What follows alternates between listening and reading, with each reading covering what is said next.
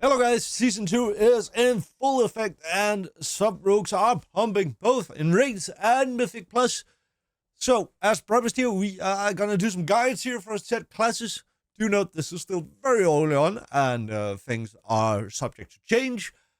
But we are gonna make a guide nevertheless. What we're likely going to do is then we're gonna make a guide again later and update the whole thing and get very specific into details.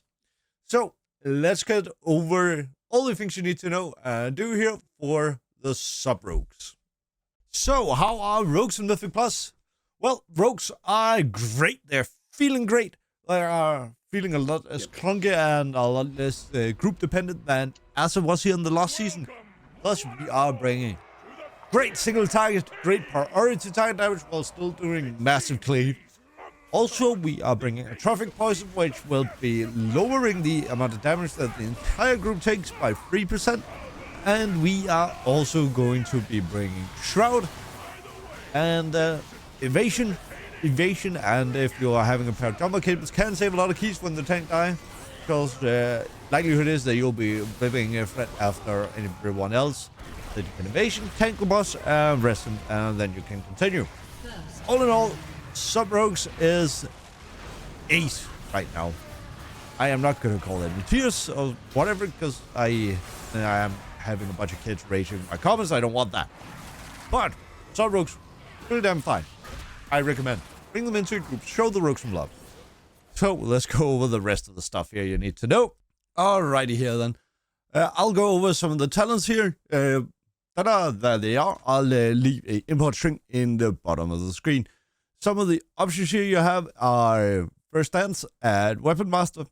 First Dance is really good for Mythic Plus. Weapon Master is better for a single target. First Dance gives you a longer shuttle dance at the start of every pull.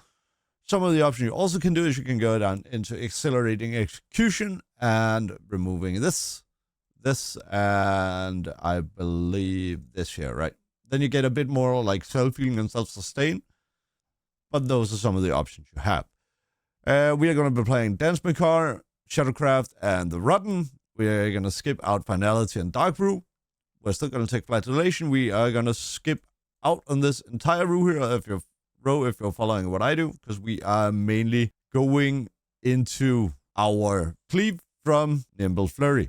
In the class tree, we are going to take a pretty standard loadout. We are going to take a Deeper Stratagem. We are going to take Forced Induction. We are going to take Cold Blood. And this is simply to get as huge finishes as possible. Some of the options you have are Shadow Runner, gives you more movement speed while stealthed. You can also take into Still Shroud, give a Shroud of Concealment a more shorter cooldown if you need that. Only take this if you need. You can also take Master Poisoner, increase your effect by a Traffic Poison by a little bit. Some of the benefits as well here we have is Iron Stomach. This is what I personally prefer. It increases your healing received from Crimson Vial and healing potions and health stones by 25%. This is going to save you a lot of time. That gives so much healing if you're using health potions, which you should. Then nerves to like reduce some damage taken, and Fleet Foot again here for a bit more movement speed. All in all, talents are pretty set in stone. The hero talents that we have options are No Scrubbles, 1000 Cuts, and So Tricky. The reasons for these talents is... Oh yeah, and Smoke. The reason for these talents is because none of the other things make any sense for Mythic Plus. So this is what you take. Yes, this is the talent. I wanted to go over it pretty quickly. And again, there is a import string in the comments. Alrighty guys, here I will now try and explain a bit how the opener works and how it should look, and a bit more about how you do your damage. So, firstly, we are going to pop our transmitter. Let's see what we get if a running transmitter, otherwise you want to use your new string when we are popping Flagellation. So, we're going to Shadow Strike into Flagellation, into Rupture, into Banish, Shadow Strike, Viscerate. And then we are going to start our dance with symbols. We are going to Shadow Strike. We're going to Cold Blood Secret Technique. Then we're going to pop our Shadow Blades. Then we are going to continue Shadow Strike into Eviscerate until we are done dancing. After this here, when you're opening with cooldowns, you want to dance pretty much as soon as you can after to get your secret technique off within the round of cooldowns. While doing that, after that here, you can hold your cooldowns if the pack is really large until your cold blood gets out, and then you will have some pulled up dances and symbols, and then you can like do a cold blood on a CD with secret technique, which is a bit of an improvement. Alrighty guys, yeah, allow me to explain a little bit about what items you want to get and the gear you want to get.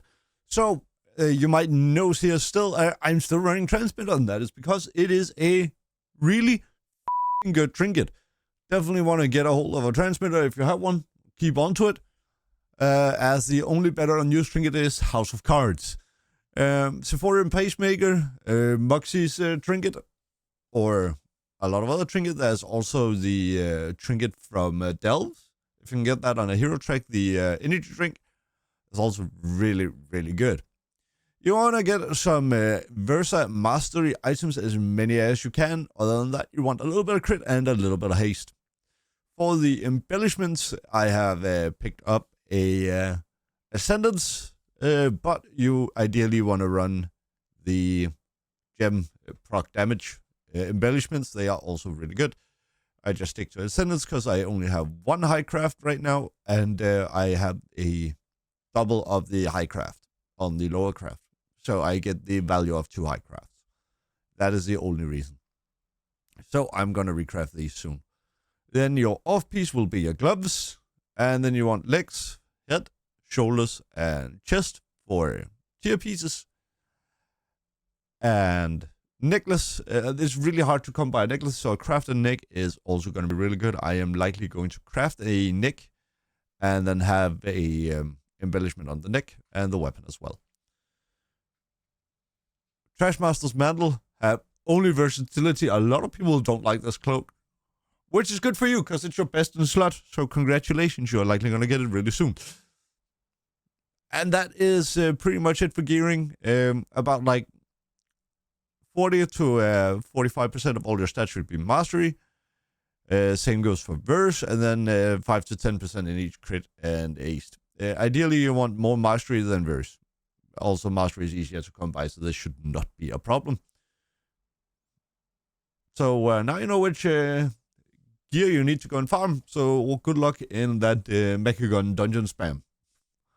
Alrighty guys, that is going to be it for this video. Hopefully you learned a bit about how to play a sub-rogue.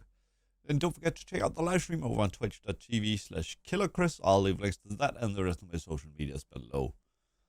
And for those of you who's wondering, hey, maybe I should watch something else, I don't have anything current for the season, but I'll put a little annotation up there for you to watch another one of my videos, and hopefully you'll enjoy it. So for now, thank you very much for watching, and I'll see you over on the live stream. I think the next guides are going to be either Red Paladin for Mythic Plus or some Sub-Rogue. But yeah, definitely go and check it out. Take care, guys. I'll see you in the next one.